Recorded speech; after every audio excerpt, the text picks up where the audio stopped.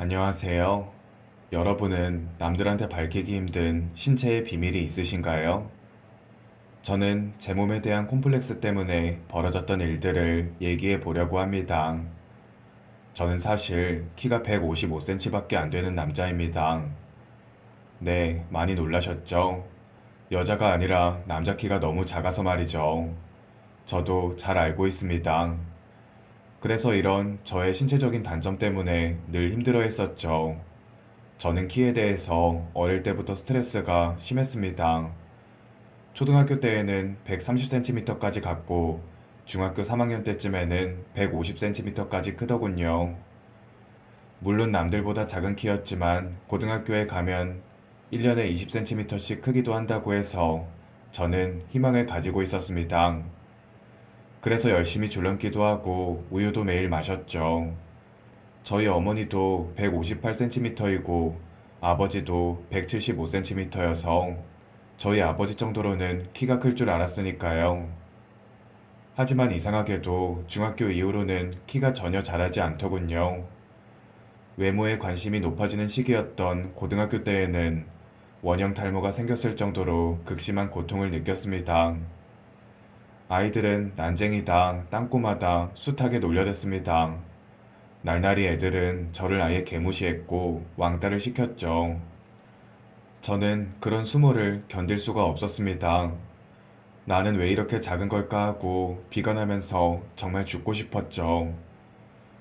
하지만 언제까지 애들한테 무시당하면서 살 수는 없다고 생각했습니다. 그래서 악착같이 공부하기 시작했죠. 그러면 적어도 무시는 못할 테니까요. 그리고 저는 당당하게 명문대학에 입학했죠. 공부 잘하는 애들은 그래도 대놓고 사람을 무시하거나 하진 않았습니다. 물론 저를 미팅에 데리고 나가지 않았고, 여자들과 있을 때에는 저를 모른 척하기도 했습니다. 그래도 그 정도는 참을 수 있었습니다. 저를 왕따시키거나 난쟁이라고 비하하진 않았으니까요. 하지만 명문대학을 졸업한 뒤에도 그런 스트레스에서 자유로울 수 없더군요. 왜냐면 취업하려면 면접을 봐야 하는데 그 자리에서 저는 늘 고배를 마셔야 했으니까요. 아니 어쩌면 자신감이 부족해서 떨어졌을지도 모르겠습니다. 그러는 동안 연애는 애초에 꿈도 못 꾸고 살았죠. 여자들이 자기보다 작은 남자를 정말 극도로 싫어했습니다. 시간이 지나면 제 모습을 인정하고 살아갈 수 있을 거라고 생각했는데 그게 쉽지 않더군요. 가족들이나 주변 사람들은 저를 늘 응원해 주었지만 늘 세상의 편견과 차가운 시선들 때문에 좌절을 반복해야 했습니다. 그래서 여자도 못 만나고 취업도 안 한 채 20대를 보내고 말았죠. 그때가 제 인생의 최대 암흑기였달까요? 그러다 우연히 아는 분의 부탁으로 키즈 카페에서 일을 하게 됐습니다. 며칠만 아르바이트를 했던 건데 저는 키가 작았기 때문인지 아이들한테는 인기 짱이었죠. 신기하게도 저만 졸졸 쫓아다니면서 놀아달라고 하는 애들이 많았습니다. 저는 그 아르바이트를 하는 내내 생각했습니다. 아, 이 길이 내 길이구나 하고 말이죠. 그래서 저는 부모님의 도움과 대출을 받아서 키즈 카페를 창업하였습니다. 부모님은 제가 방에만 틀어박혀서 게임만 하고 있다가 키즈 카페를 하겠다고 하니 처음에는 반신반의하셨죠. 이후에는 생각이 바뀌셨는지 그래도 뭐라도 도전해보라고 세상과 부딪혀보라고 저를 적극적으로 응원해 주었습니다. 제가 창업하려고 한 건 시설만 번드르르한 키즈 카페가 아닌 정말 놀이형 카페였죠. 그건 제가 고안해낸 건데 정해진 시간마다 키즈 카페에 있는 아이들을 모아서 여러 가지 체험놀이를 진행하는 것입니다. 물론 그만큼 고생을 많이 해야 하는 일이긴 했습니다. 체력적으로는 힘들었지만 아이들이 깔깔대며 웃는 모습은 제게 성취감을 주었죠. 아무리 놀아도 지치지 않는 아이들을 상대하느라 저는 늘 기진맥진해 있었지만 아이들이 다가와서 또 놀아달라고 하면 언제 그래냐는 듯 일어서서 놀아주곤 했습니다. 몸은 힘들지만 마음만은 행복했죠. 저는 이 일이 제 적성에 맞다고 생각했습니다. 저를 좋아해주는 아이들을 보면 없던 힘도 났고 덕분에 장사도 잘 됐으니 일석이조였죠. 창업한 지 2년 만에 대출받은 것을 다 갚았을 정도였습니다. 그렇게 일만 하다 보니 어느새 저는 30대 초반이 되어 있더군요. 그래도 이제는 나름 안정적인 수입원이 생겨서 그런지 미래가 마냥 불안하지만은 않더군요. 결혼 안 하고 혼자 사는 1인 가구가 많아지다 보니 더 그랬죠. 막말로 돈만 있으면 여자는 없어도 되겠다 싶었습니다. 키가 작다는 단점을 장점으로 바꾸고 나서 사업이 잘 되다 보니 없던 자신감도 생기기 시작한 것이죠. 그러던 어느 날 키즈 카페에 아이와 단둘이 놀러온 엄마가 있었습니다. 저는 그 여자분을 올려다봤죠. 유난히 키가 커서 눈도 마주치지 못했습니다. 저는 실례되는 질문이라는 걸 잘 알지만 키가 몇이냐고 물었습니다. 그분은 그런 질문을 많이 받는 모양인지 선뜻 190cm라고 말씀하시더군요. 사실 여자 키가 190cm이면 그분도 스트레스가 심했을 것처럼 보였습니다. 남자들은 자기보다 키 큰 여자를 별로 좋아하지 않고 뭔가 품에 쏙 안기는 여리여리한 여자를 좋아하니까요. 물론 그래도 그런 편견으로 그 여자분을 보고 싶진 않았습니다. 그 여자분의 아이의 이름은 연우였고 저는 그분을 연우 어머니라고 부르기 시작했습니다. 저는 7살밖에 안 된 연우와 그날 아주 실컷 놀아주었죠. 등에 땀이 날 정도로 말입니다. 이 녀석 정말 겁쟁이더군요. 트램폴린 위에서 잘 뛰지도 못했습니다. 제가 손을 잡아주니 조금씩 용기를 냈고 거기서 방방 잘 놀더군요. 다행이었죠. 그날 연우는 콧잔 등에 땀이 맺힐 정도로 놀다가 집으로 돌아갔습니다. 그리고 역시나 다음 주가 되었을 때에도 연우와 연우 엄마는 또 키즈 카페를 찾아왔습니다. 이번엔 아예 한 달 정액권을 끊고 말입니다. 저는 다시 한번 마주친 연우 엄마와 살갑게 인사를 나누었습니다. 그때까지도 저는 아무런 감정이 없었죠. 오히려 키가 너무 큰 여성이라 저와 너무 반대되는 분위기 때문에 더 멀리했던 것 같습니다. 키즈 카페에 자주 오기 시작하면서 겁이 많았던 연우는 못하는 게 없을 정도로 씩씩해지고 있었습니다. 그 모습을 보는 것만으로도 저는 너무 흐뭇했죠. 그런데 올 때마다 연우만 보내도 되는데 엄마도 꼭 따라오더군요. 과잉 보호를 한다는 느낌도 들었습니다. 왜냐면 제가 아이랑 놀아주고 있는데도 아이가 걱정이 되는지 계속 우리 쪽을 응시하고 있었기 때문입니다. 제 입장에서는 조금 부담스럽더군요. 저는 연우의 부족한 부분을 채워주기 위해서 노력했는데 그러다 연우가 다치기라도 하면 그 책임은 고스란히 제가 져야 했으니까요. 그런데 연우와 잠깐 떨어져서 놀고 있을 때에도 연우 어머니는 저를 보고 있는 것 같았습니다. 제가 뭘 하는지 아주 유심히 지켜보는 것 같았죠. 제 착각일지도 모르겠지만 연우 어머니는 저를 단순하게 쳐다보는 것 같지 않더군요. 뭐랄까요? 눈빛이 뜨거웠달까요? 아이들과 놀아주는 데에도 신경이 쓰일 정도였습니다. 하지만 저는 연우 어머니에게 이성적인 감정이 전혀 없었기에 연우가 오면 볶음밥도 해주고 변함없이 대해주었죠. 그렇게 보름이 넘도록 연우 어머니는 키즈카페로 연우를 데리고 왔습니다. 그러던 어느 날 손님과 가게 사장이라는 평범했던 관계가 흔들릴 만한 일이 벌어지고 말았습니다. 그때를 다시 떠올리려니 가슴이 쿵쾅쿵쾅 뛰기까지 하네요. 그날은 무슨 일인지 연우가 키즈카페에 오지 않았습니다. 매일같이 오던 애가 안 오니까 괜히 신경이 쓰이더군요. 연우 녀석이 웃는 모습이 그렇게 예뻤는데 말입니다. 걱정은 됐지만 그렇다고 연락처를 찾아서 전화를 드릴 수는 없었죠. 키즈카페는 학원과 달리 아이가 오고 싶을 때 오는 곳이지 억지로 가야 하는 곳은 아니었으니까요. 일을 하다 보니 어느덧 마감 5분 전이었습니다. 평일이어서 손님도 많지 않아서 추가 근무도 할 필요가 없었죠. 그렇게 카운터에 앉아서 그날 손님 수와 매출 등을 점검하고 있는데 연우 어머니가 계단을 걸어서 올라오고 있는 게 보였습니다. 아유, 오늘은 왜 안 오시나 하고 걱정했어요. 근데 연우는 어딨어요? 무슨 일이 있으세요? 사장님, 드릴 말씀이 있어요. 혹시 시간 좀 내주실 수 있으세요? 잠깐이라도 좋아요. 연우 어머니는 평소 같지 않게 원피스를 입고 있었습니다. 그래서 안 그래도 큰 키가 더 커 보이더군요. 그런데 표정은 더 안 좋아 보였습니다. 연우를 데리고 오지 않은 이유가 있는 것 같았죠. 그래서 1층 커피숍에서 잠깐만 기다려달라고 금방 내려가겠다고 말했습니다. 제 말에 연우 어머니는 성큼성큼 다시 계단을 내려갔습니다. 뒷모습이 사라지자 겁쟁이 연우가 유치원에서 무슨 일이 있었던 건가 싶어서 걱정이 됐습니다. 그래서 마감 청소는 아르바이트생한테 맡겨두고 1층으로 곧장 내려갔죠. 그런데 역시나 연우 엄마의 표정은 어두워져 있었습니다. 혹시 연우한테 무슨 일이라도 있나요? 급하게 저한테 말씀하실 게 뭘까요? 아, 그런 건 아니에요. 사장님, 단도직입적으로 물어볼게요. 혹시 저 어떻게 생각하세요? 이성적으로요. 놀라셨으면 죄송합니다. 제가 좀 돌직구 스타일이라서요. 이성적으로 어떻게 생각하냐뇨? 당최 무슨 말씀이신지 감을 못 잡겠네요. 연우 어머니를 제가 어떻게 생각할 수가 있나요?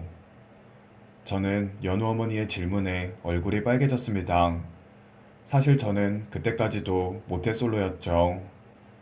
사이버로 연애를 몇 번 해봤지만 그마저도 쉽지 않아서 늘 차이곤 했습니다.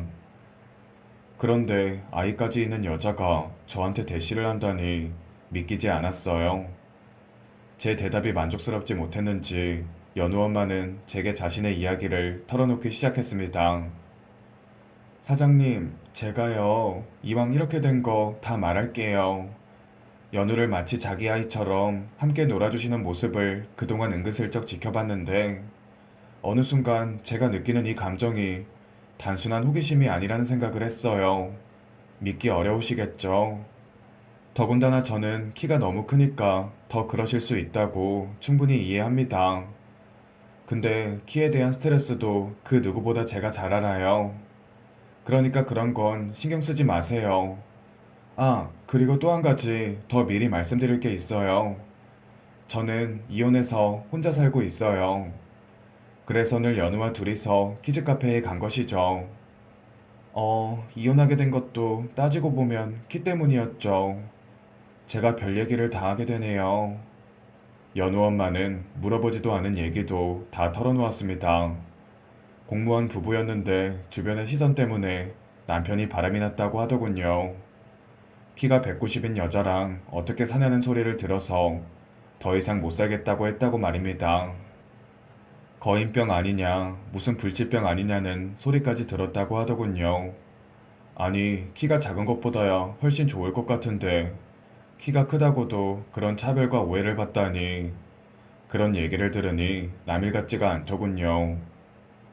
왜요? 제가 이혼했다고 해서 부담스러우세요? 아님, 제 키가 마음에 안 드세요? 사장님은 그런 편견이 전혀 없으실 것 같은데. 저는 연우 어머니와 얘기를 나누는 동안에도 이 상황이 믿기지 않았습니다. 저에게도 이런 날이 올 줄은 몰랐죠.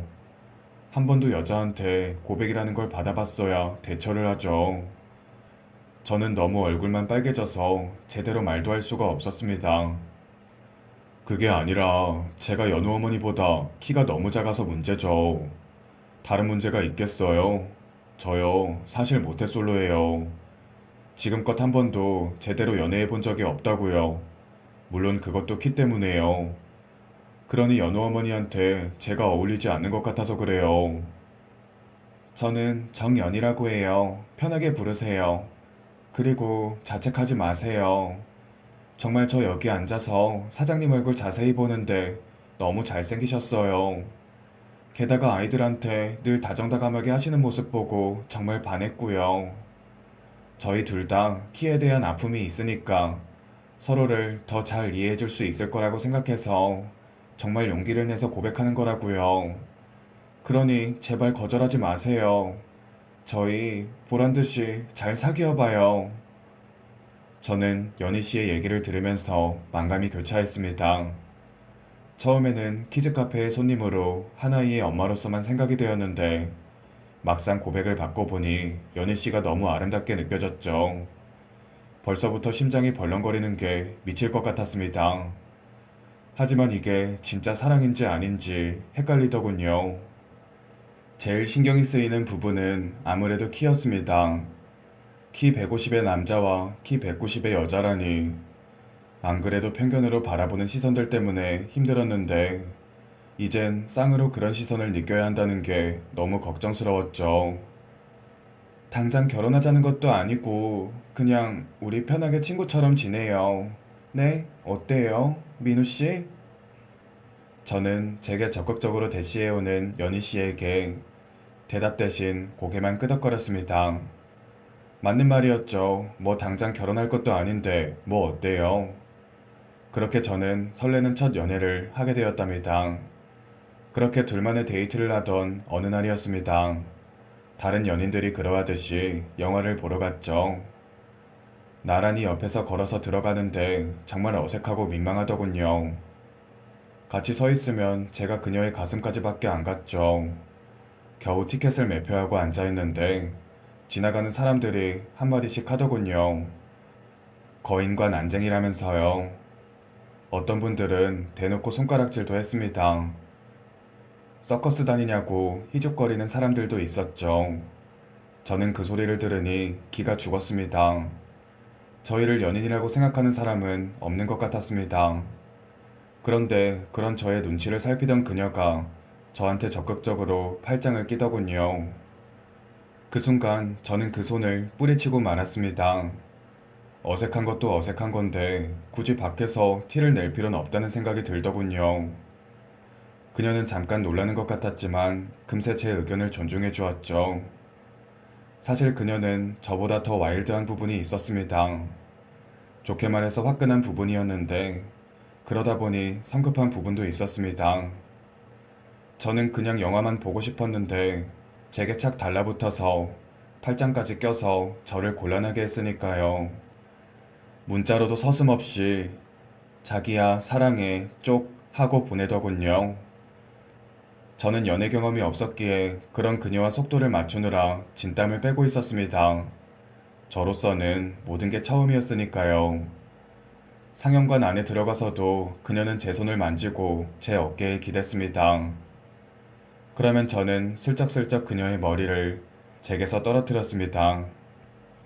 그 상황에서 그녀는 기분 나빠하기보다는 저를 더 귀엽게 바라보더군요. 그런데 그 와중에도 저는 아까 밖에서 사람들이 수군댔던 말들을 떠올렸습니다. 거인과 난쟁이. 그동안 상처만 받아왔는데 앞으로도 그러고 살아야 하는 건가 싶더군요.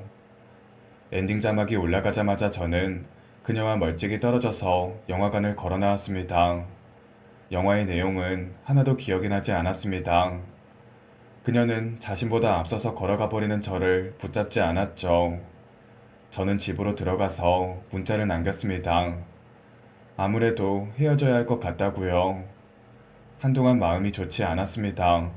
그녀의 얼굴도 잊혀지지 않더군요.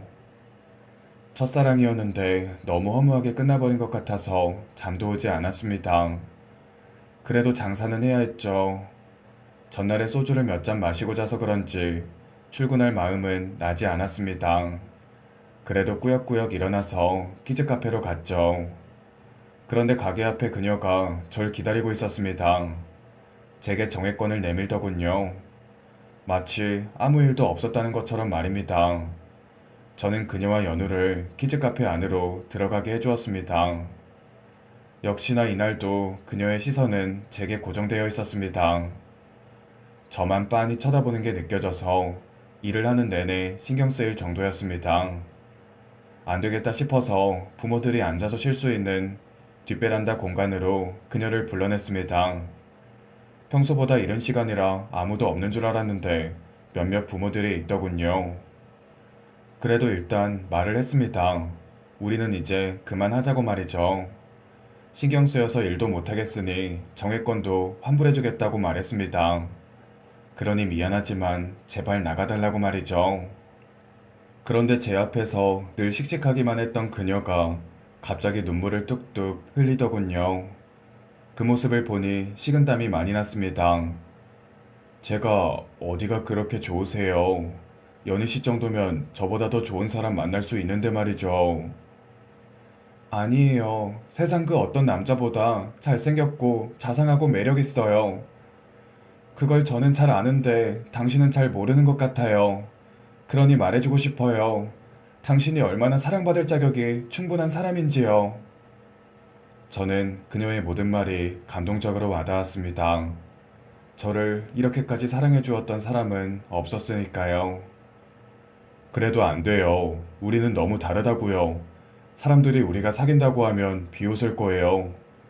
그때 극장에서도 똑똑히 들었잖아요. 저랑 다니면 앞으로 그런 말을 더 많이 듣게 될 거예요. 그게 뭐 어때서 그래요? 사람들 시선 신경 쓰면서 살고 싶지 않아요.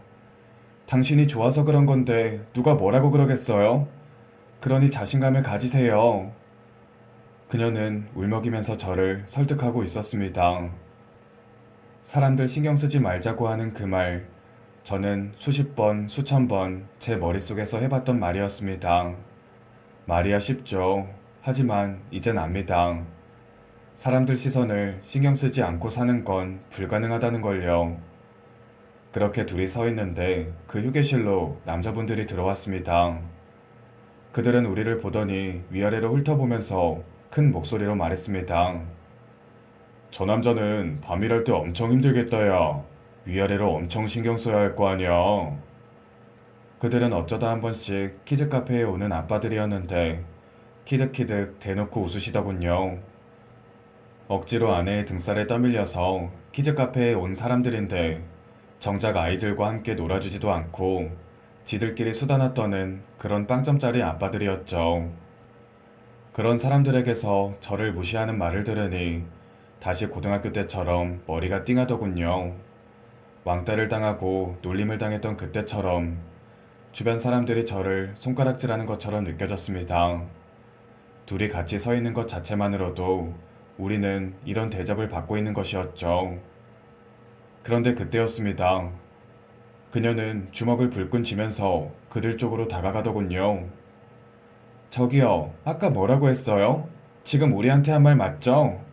우리 남편 걱정할 거 없어요. 지금도 밤마다 너무 잘하니까. 그러니 그 시간에 댁들이나 걱정하시지. 가만히 있던 저와 달리 그녀는 갑자기 그 남자들 쪽으로 걸어가서 아주 당당하게 그들의 빈정거림에 맞짱을 뜨고 있었습니다. 그리곤 그녀는 당당하게 제 팔에 팔짱까지 끼더군요. 그 남자들은 저희를 비웃으면서 다른 자리로 옮겨갔죠. 그것만으로도 엄청 통쾌하더군요. 저는 평소에도 늘 주눅들어서 지내는 편인데 그녀는 반대로 그 상황을 늘 돌파하려고 노력하는 것 같아서 정말 멋져 보였습니다. 저런 무례한 사람들 말에 신경 쓰지 말아요. 더 이상 상처받지도 말고요. 그녀는 팔짱도 모자라 저를 갑자기 껴안으면서 말했습니다. 순간적으로 당황스러웠지만 저는 그녀를 밀어내지 않았습니다.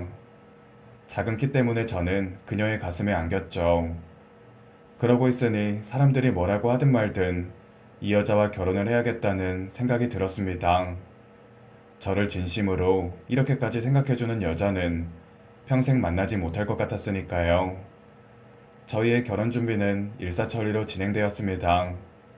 아이가 있는 그녀는 제가 하자는 대로 하겠다고 모든 걸 제게 맞춰주었습니다.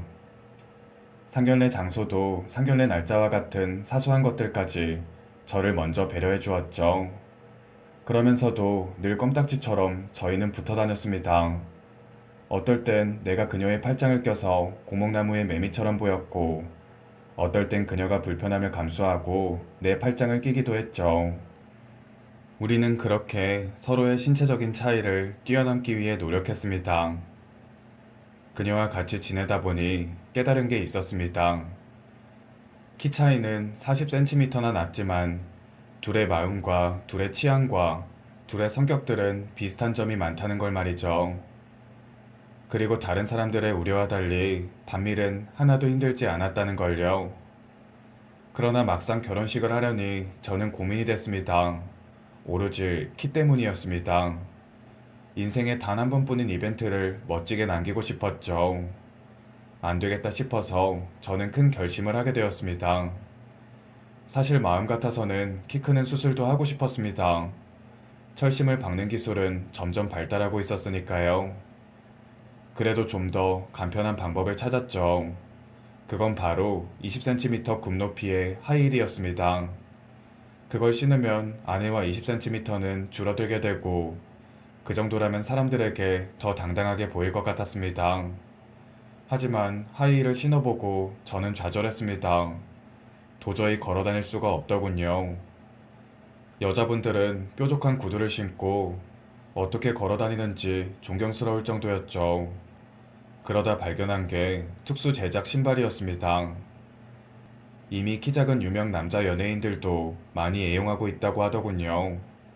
제 발에 맞춰서 특수 제작해주니 하이힐보다 훨씬 편하다고요. 그렇게 맞춤 제작 신발을 신고 걸어가는데 세상이 달라 보이더군요. 아니, 이렇게 편하게 키 커 보일 수 있는 방법을 이제야 생각했다니 이 신발은 정말 신세계였습니다. 진작 이 신발을 신고 다닐 걸 하고 후회가 들 정도였죠. 사실 키가 작다 보니 제게는 크고 작은 유혹을 해오는 사람들이 많았습니다. 이상한 시술이나 수술을 제안하는 사기꾼들이 도처에 널려있죠. 키를 크게 해준다고 하면서 돈을 요구하는 사람들의 가머니설에 여러 번 당했습니다. 그깟 돈이 대수겠어요. 키만 클 수 있다면 제 영혼이라도 팔고 싶은 심정이니까요. 하지만 그런 사람들을 몇 번 상대해보니 알겠더군요. 저는 그저 돈벌이 수단일 뿐이라는 걸 말이죠. 그래서 이런 보조적인 수단조차도 늘 차단하면서 살아왔던 것 같아요. 그렇게 저는 만족스럽게 신발도 맞추고 예복도 맞추었습니다. 키가 20cm나 커져서 다리가 엄청 길어졌죠. 거울로 그 모습을 보고 있는데도 정말 믿기지 않았습니다. 대망의 결혼식 당일이 밝았습니다. 저는 높은 신발을 신고 식장의 모습을 드러냈죠. 제일 먼저 아내가 저를 보더니 입을 벌리면서 활짝 웃더군요. 너무 멋있다고 엄지까지 찍혀주었습니다. 이후 들어오는 하객들도 하나같이 저를 보더니 놀랐습니다. 다른 사람인 줄 알았다면서 몇 번씩이나 제 얼굴을 확인하는 사람도 있었습니다. 남자들은 은근히 저를 견제하는 것 같았고 여자들은 저를 힐끔힐끔 관심있게 쳐다보기까지 했죠. 이런 관심의 눈빛은 정말 처음이었습니다. 제가 키가 작아서 그렇지 외모는 어디 가서도 빠지는 편은 아니었죠. 그동안 제 작은 키에 가려져 있던 외모가 이제야 빛을 발했달까요? 저희는 그런 관심을 받으면서 20cm의 키 차이가 무색할 정도로 아주 진한 키스까지 나눴죠. 하객들 사이에서 환호성과 박수가 터져나오더군요. 이후 저는 그 신발 없이는 밖에 잘 나가지 않는 사람이 되고 말았습니다. 아내는 그런 저를 연예인도 아닌데 왜 그렇게 관리를 하냐고 잔소리를 합니다. 키까지 커지면 너무 잘생기게 보여서 신랑 단속을 해야겠다고 말이죠. 물론 웃자고 하는 농담들이죠. 높은 신발을 신고 다니다 보니 불편한 점도 있었습니다. 그래도 그동안 제가 키 때문에 위축되어 있었던 걸 생각하면 이 정도의 불편은 아무것도 아니었죠. 여자분들도 자신의 미모를 위해서 화장도 하고 하이힐도 신잖아요. 저도 그런 거랑 별로 다르지 않다고 편하게 생각하고 있습니다. 키 150의 남자 이야기 어떠셨어요? 조금만 생각을 바꾸면 충분히 극복하고 살 수 있는 방법이 많다는 걸 많은 분들에게 알려드리고 싶어서 쓰게 됐는데 많은 분들에게 도움이 되었으면 좋겠네요. 저의 긴 사연을 들어주셔서 감사합니다.